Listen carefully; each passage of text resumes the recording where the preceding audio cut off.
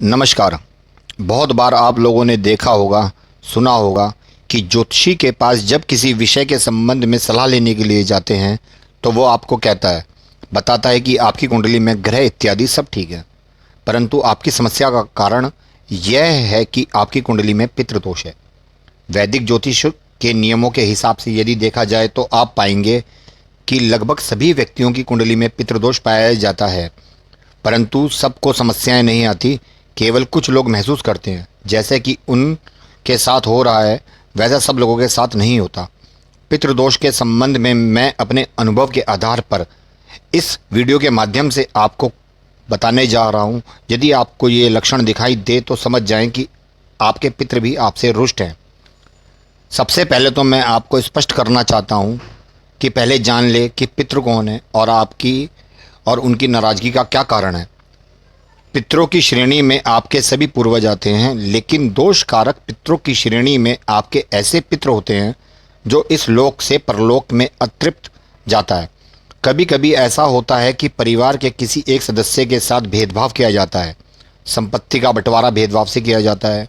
वो इसी भेदभाव को अपने दिल में लिए याद करता हुआ परलोक में जाता है। परिणाम यह होता है कि ऐसी जायदाद के कारण पीढ़ियों तक झगड़े चलते रहते हैं और उस जायदाद के कारण किसी को भी संतुष्टि, खुशी प्राप्त नहीं होती। जब परिवार के किसी सदस्य की स्वाभाविक मृत्यु ना हो या परिवार का कोई सदस्य कुंवारा रहते हुए ही मृत्यु को प्राप्त हो जाता है, इस प्रकार के व्यक्ति अतृप्त आत्मा के रूप में विचरते हैं और परिवार से अपने लिए हक की मांग करते हैं। इस प्रकार की आत्मा के असर के कारण अनुभव के आधार पर मैंने देखा है कि घर में बालक जन्म लेने के कुछ समय पश्चात मृत्यु को प्राप्त हो जाते हैं। परिवार में खुशी के अवसर पर वह अतृप्त आत्मा कुछ उम्मीद करती है कि उसे भी परिवार के अन्य सदस्यों के साथ सम्मानित किया जाए, खुशी में शामिल किया जाए। शायद इसीलिए दीपावली त्यौहार के दिन पितरों के लिए सुबह के समय अन्न, जल, कपड़ा आदि निकाल कर रखा जाता है, पूजा की जाती है। विवाह शादी के अवसर पर पितरों के लिए वर पक्ष के लोग वधु पक्ष से कुछ वस्तुओं जैसे कि सफ़ेद कपड़ा इत्यादि की मांग करते हैं। जहाँ पर यह रीति रिवाज होते हैं वहाँ पर दिक्कत नहीं होती है। जहाँ पर ऐसे रिवाजों को नहीं माना जाता, परेशानी वहीं दिखाई देती है। पितरों के रिष्ट होने के लक्षण। पितरों के रिष्ट होने के कुछ असामान्य लक्षण जो कि मैंने अपने निजी अनुभवों के आधार पर एकत्रित किए हैं वह आपको बताता हूँ। खाने में बाल का निकलना। अक्सर खाना खाते समय यदि आपके भोजन में से बाल निकलता है तो इसे नज़रअंदाज ना करें। बहुत बार परिवार के किसी एक ही सदस्य के साथ ऐसा होता है कि उसके खाने में से बाल निकलता है। यह बाल कहाँ से आया इसका कुछ पता नहीं चलता। यहाँ तक कि वह व्यक्ति यदि रेस्टोरेंट आदि में भी जाए तो वहाँ पर भी उसके ही खाने में बाल निकलता है और परिवार के लोग उसे ही दोषी मानते हुए उसका मजाक तक उड़ा देते हैं। बदबू या दुर्गंध का आना। कुछ लोगों की समस्या होती है कि उनके घर से दुर्गंध आती है। यह भी नहीं पता चल पाता कि दुर्गंध कहाँ से आ रही है। कई बार इस दुर्गंध के इतने अभ्यस्त हो जाते हैं कि उन्हें यह दुर्गंध महसूस भी नहीं होती, लेकिन बाहर के लोग उन्हें बताते हैं कि ऐसा हो रहा है। अब जबकि परेशानी का स्रोत पता न चले तो उसका इलाज कैसे संभव है। पूर्वजों का सपन में बार बार आना। मेरे एक मित्र ने बताया कि उनका अपने पिता के साथ झगड़ा हो गया है और वह झगड़ा काफ़ी सालों तक चला। पिता ने मरते समय अपने पुत्र से मिलने की इच्छा जाहिर की, परंतु पुत्र मिलने नहीं आया। पिता का स्वर्गवास हो गया। कुछ समय पश्चात मेरे मित्र मेरे पास आते हैं और कहते हैं कि उन्होंने अपने पिता को बिना कपड़ों के देखा है। ऐसा स्वप्न पहले भी कई बार आ चुका है। शुभ कार्यों में अड़चन। कभी कभी ऐसा होता है, आप कोई त्यौहार मना रहे हैं या कोई उत्सव आपके घर पर हो रहा है, ठीक उसी समय पर कुछ ना कुछ ऐसा घटित हो जाता है कि जिससे रंग में भंग डल जाता है। ऐसी घटना घटित होती है कि खुशी का माहौल बदल जाता है। मेरे कहने का तात्पर्य है कि शुभ अवसर पर कुछ अशुभ घटित होना या पितरों की यह भी पितरों की संतुष्टि का संकेत है। घर के किसी एक सदस्य का कुंवारा रह जाना।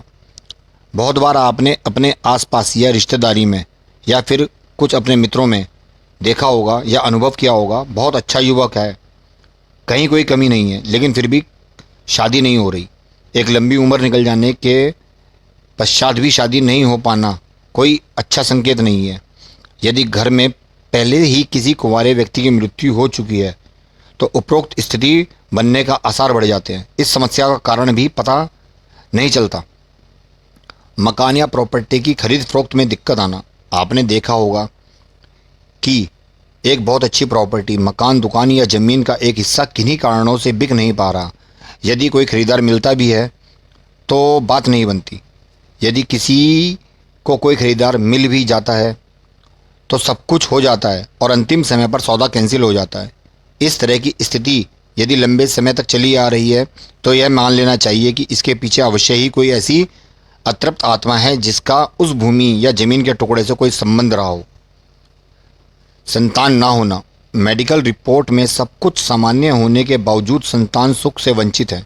हालांकि आपके पूर्वजों का इस से संबंध होना लाजमी नहीं है, परंतु ऐसा होना बहुत हद तक संभव है कि जो भूमि किसी निसंतान व्यक्ति से खरीदी गई हो वह भूमि अपने नए मालिक को संतानहीन बना देती है। उपरोक्त सभी प्रकार की घटनाएं या समस्याएं आप में से बहुत लोगों ने अनुभव भी की होंगी। इसके निवारण के लिए लोग समय और पैसा नष्ट कर देते हैं, परंतु समस्या का समाधान नहीं हो पाता। क्या पता आपको हमारे इस वीडियो के माध्यम से ऐसे ही किसी पीड़ित व्यक्ति को कुछ प्रेरणा मिले। इसका निवारण भी स्पष्ट कर रहा हूँ। पितृ या घर में प्रेत को शांत करने का उपाय। त्रयोदशी के दिन किसी पीपल के वृक्ष के नीचे जाएं और मिट्टी के कुल्हड़ में दूध भर लें। उस पर कुछ मीठा रख दें, अर्थात ढक्कन लगाकर उस पर कुछ मीठा, शक्कर, गुड़ आदि रख दें। एक दीपक जलाएं और संकल्प लें, प्रार्थना करें कि हे अदृश्य आत्मा, हे अदृश्य शक्ति, यदि हमसे कुछ भूल हुई है तो हम उसका प्रायश्चित करते हैं और संकल्प लेते हैं कि जब कभी हमारा कार्य सिद्ध होगा, घर में खुशियाँ आएंगी, तब आपको आपका हिस्सा सम्मानपूर्वक हमारी ओर से दिया जाएगा। यह संकल्प आप अपनी भाषा में किसी भी तरह से कर लें और उस स्थान से वापस जाकर अपने कुल पुरोहित को भोजन, वस्तु, दक्षिणा से संतुष्ट करें। आपको शीघ्र ही सकारात्मक परिणाम मिलने लगेंगे। अगर आपको हमारी वीडियो पसंद आई हो तो वीडियो को लाइक करें, कमेंट करें, ज़्यादा से ज़्यादा शेयर करें और हमारे चैनल को सब्सक्राइब कर बेल आइकन प्रेस करें। धन्यवाद।